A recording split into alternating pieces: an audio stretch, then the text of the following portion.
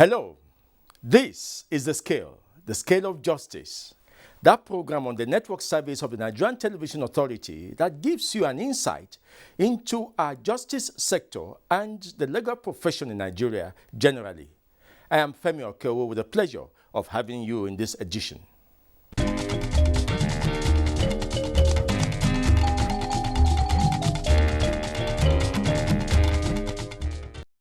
The prosecutor of the International Criminal Court has been visiting Nigeria in the recent days.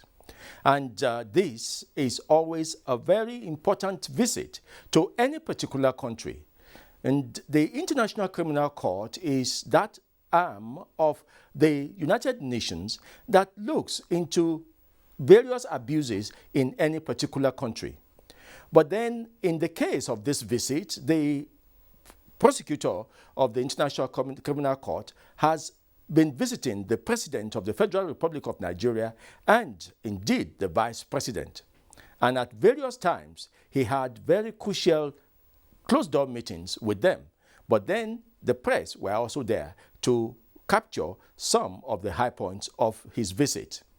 In this segment, we are going to take a look at the prosecutor's visit to the President Muhammadu Buhari, and then the Vice President, Professor Yemi Osinbajo. Our reports are taken from the studio.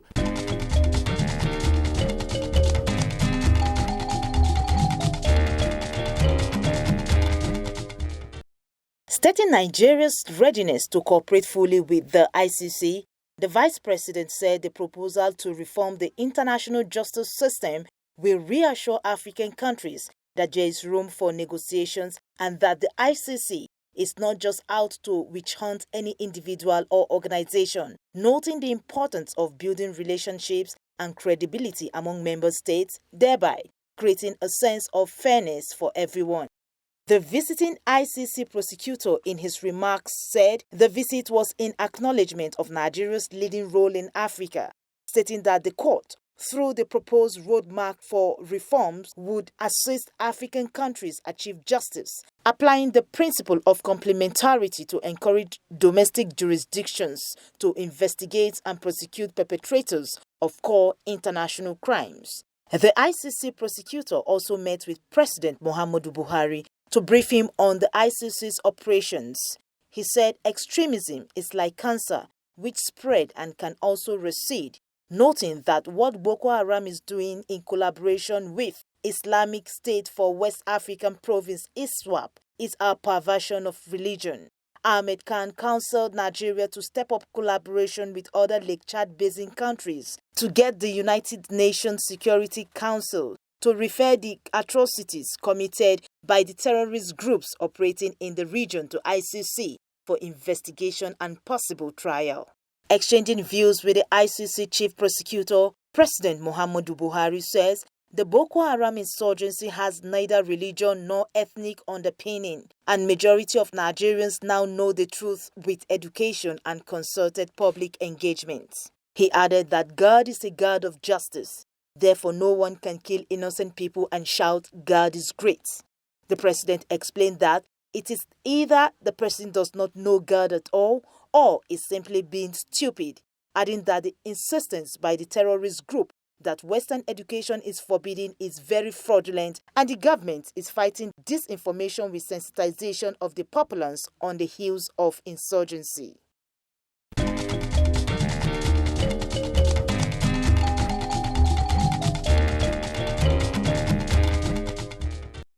Sometime in 2021, there was a workshop for judiciary and justice-related journalists in Nigeria to educate them on the functions and processes of the International Criminal Court. That workshop was organized in Abuja by an international body called the Wayamu Foundation. And Olabode Arewa was there to give us what the International Criminal Court does, and indeed how Nigerian journalists can have an idea of the processes of the International Criminal Court. Let's hear the insight which Olabode Arewa gave us in that workshop.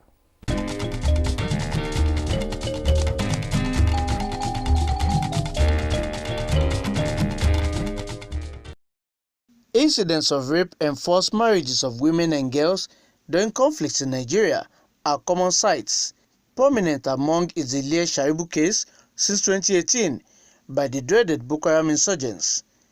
Now the Wayamo Foundation is engaging judiciary correspondence on the fundamentals of the rule of law and transparency through objective and fact-based journalism about sexual predators and victims of gender-based violence. Sexual violence refers to rape, sexual slavery, forced prostitution, forced pregnancy, forced abortion, enforced sterilization, forced marriage, and any other form of sexual violence of comparable gravity. Despite military gains against Boko Haram, women and girls remain exposed to the risk of sexual violence and other crimes. Androids managed to escape or were rescued, with many returning pregnant or with babies. The same thing we know that there has been a lot of kidnappings of women. Now, we can charge the incidents with these offenses. So it's also important to be creative, because in fact what we want is we want to make sure that these crimes are addressed and they are not silenced. The foundation also plans to scale up its interface with international investigators and prosecutors to successfully combat transnational crimes. First of all, it's to strengthen the capacity of the journalist to report with knowledge and responsibility about justice-related issues, from security challenges the country faces to the domestic prosecutions of alleged Boko Haram suspects and the International Criminal Court. So on the one hand side, it's to strengthen their knowledge, but it's also to stress the point how important it is to report accurately and be conscious about the responsibility we have as journalists when we report about sensitive issues. We all have responsibility, and I think another important point is always to stress that, we always as a journalist have to cover both sides. Every story has two sides or even more sides. And so we are asking, if you prepare your story, talk to different people from government, from civil society. And this is also perhaps an appeal to all the actors in place. They also need to be ready to talk to the media. It's quite clear that most victims and survivors of sexual violence have not been able to get justice due to a number of factors that must be addressed if we must tackle the problem. And that basically has to do with the failure of state institutions to put in place structures that would fast-track the hearing and determination of cases of gender violence in our courts. Most of these cases get muddled up in courts, in the regular courts, where there are other criminal and civil cases. But the relevant laws we have, like the Violence Against Persons Prohibition Act, clearly stipulate that there should be there should be designated courts to try cases of rape and other sexual violence issues. But that is not the case in a few places, maybe Lagos and Ekiti State, where you have such designated cases. And that is why we have made appreciable progress in terms of tackling sexual violence. But largely, survivors of sexual violence have not been able to get justice in Nigeria. That is the reality. And until concrete steps are taken to designate courts, judges, to hear sexual and violence cases day to day. Ask yourselves this question. Do you know the Nigerian Penal Code relative to the issues that you want to address? Do you background your stories appropriately with references in law that will assist even me as an ordinary reader who's not a Nigerian to better understand what the limitations, challenges, prospects may be in this country. The Complex Case Work Group of the Federal Ministry of Justice also made a presentation on the 1,000 case files of alleged Boko Haram insurgents currently under investigation, saying those indicted of crimes against humanity will soon be prosecuted. In Abuja, Olabodarewa.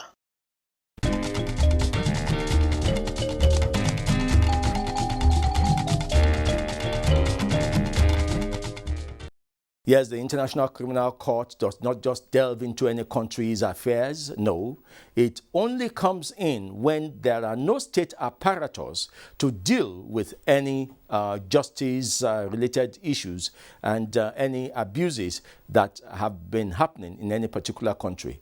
And so these kind of visits are meant to smoothen the relationship between any particular country and the United Nations, or indeed the International Criminal Court as is presently constituted. You remember that an African, Fatima, was the immediate past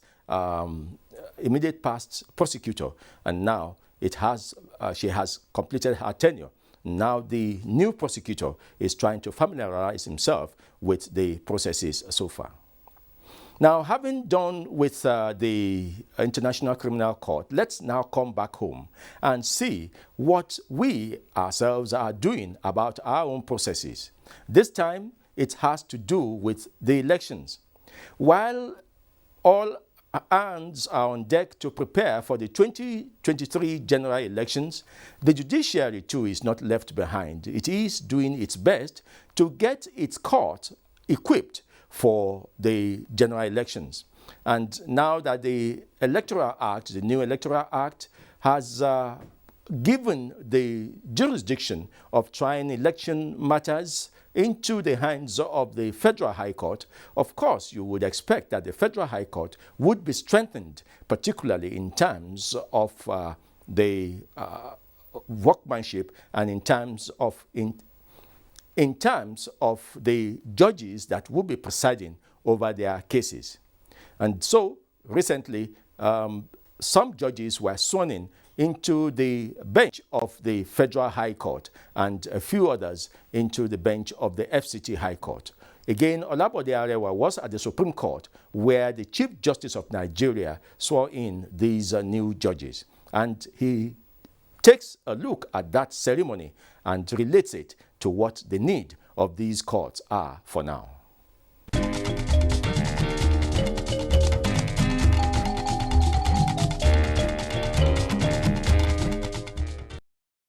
A colorful event indeed, as their lordships took oath of office as new judges under the Nigerian Constitution. They include the SY Chief Registrar of the Federal High Court, Emmanuel Gako, Taye Mabel Shegun Bello, Bala Khalifa Muhammad Usman, Aminu Garba, Musa Sulaiman Liman, and Ahmad Gama Mahmood, who will all function as judges of the Federal High Courts. Justice Joseph Adebayo Aina is now a judge of the High Court of the FCT. The appointment is sequel to presidential approval. It gives me hope because one of the things that is militating against the smooth administration of justice in this country is the workload per every judge. And so the appointment into the bench of the High Court or the Federal High Court means that there is going to be a distribution of the workload.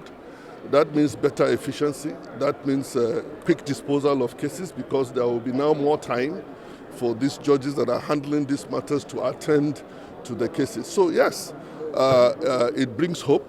It brings encouragement that we are moving on the right path. In fact, I should also be calling for the appointment of more judges, but we have to also be mindful of the fact that the criteria, the basic criteria for appointment of judges must be the quality that they bring on the bench, and quality in terms of the knowledge of law and also the character that comes with it, because no matter how intelligent you are, no matter how good you are and resourceful as a judge, not only as a judge, and I will say this for every member of the legal profession, absent the character, you are not able to convey that intellect, you are not able to convey that resourcefulness and industry to bring benefit to the people. Bringing 6, 7 more manpower, adding manpower to the judiciary is a welcome idea. And it will help to discongest cases. Cases will be attended to promptly, and decisions will be rendered within the term scope of the Constitution. Now, most times, a number of judgments are harshly criticized by members of the public who hardly understand what the judgments are all about. That is not to say that there are some judgments that do not leave much to be desired. But I believe that the criticisms, the abuses will cease when our courts are perceived, it's about perception, to be courts of justice, not courts that just deliver judgment. People want to be sure that the courts are a place where people go to get justice. If cases take a long time for delivered, if judgments are seen to be uneven, favors the rich against the poor suffer much, the rich or the politicians are able to get their cases go through the courts at a faster rate. We need the courts to meet the people's expectations of justice and also deliver justice or judgments that people will be able to go with believing that justice has been done, irrespective of whether the parties are rich or poor or politicians or people who are highly placed in the society. Chief Justice of Nigeria, Justice Ibrahim Tanko Muhammad, is optimistic about their competence, having been rigorously examined beforehand. This is an exercise required of all judicial officers to wake up to the reality of the new status they now acquire. This indicates that things can never remain static, as your lifestyle has automatically changed and your acquaintances too have to be carefully chosen so as to align with the current realities of life. Though judicial officers are not known to possess some supernatural powers to perform wonders, I can assure you that the society within which you will operate may demand the impossible from you as a judge or as judges. There is nothing we have not seen or heard of before, but you should be ready to see and hear more, especially as we approach election session in 2023. Even though I rejoice with you on this very important appointment, I still sympathize with you for the many troubles, inconveniences, verbal assaults, and all sorts of uncomplimentary remarks that may be made about you by various litigants or others in the course of your adjudication, especially if your conscience is not controlling your conduct. Certainly you'll get worried. Remember, we are all humans. No doubt, you must therefore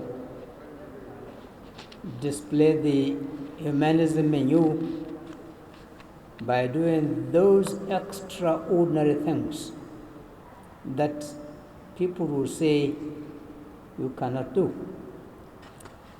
As I always say, appointment to the bench is not appointment to affluence, influence, or unholy alliance with people of questionable character that may appear before you in different guises and make you do what is offensive to the law. You must shun unmerited wealth, vainglory, dishonest disposition, and ostentatious lifestyle born out of corrupt acquaintances. The National Judicial Council will never rest on its hours in fishing out the bad acts within the judiciary at all times. You can only run, but certainly won't have the capacity to hide from the long arm of our disciplinary apparatus.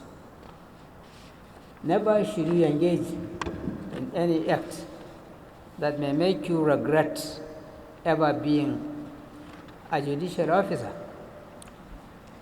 The entire letters and words of the oath you have just taken must occupy an important place in your heart and be rightly applied in your adjudications. This is a bond that you should engrave in your heart and should serve as a moral compass while adjudicating in all matters that come before you.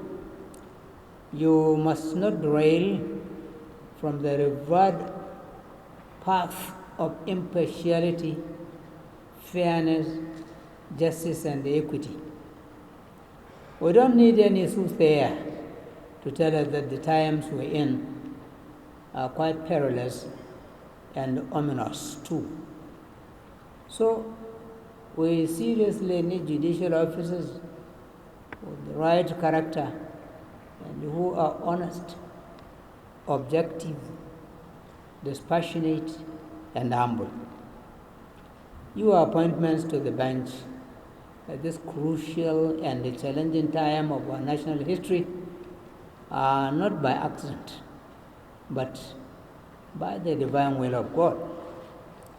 You should be led by wisdom and guided by your conscience on this solemn voyage. Family, friends, and associates were on hand to celebrate with them on their new roles. The newly sworn-in judges have their work already cut out for them as they join their brother judges in attending to the workload of the courts, particularly in the run-up to the 2023 elections and the disputes that would arise from them. In Abuja, Olabode Arewa, NTA News.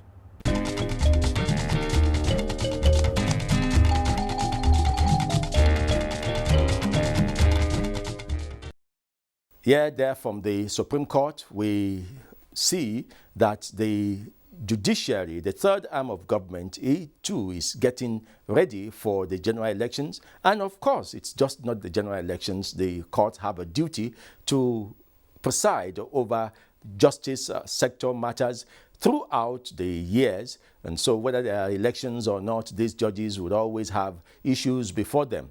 And the Federal High Court particularly needs more hands. There are more than 100 judges of the Federal High Court, and with this addition, just 6 or 7, I'm sure the Federal High Court will be glad that it has a few more hands.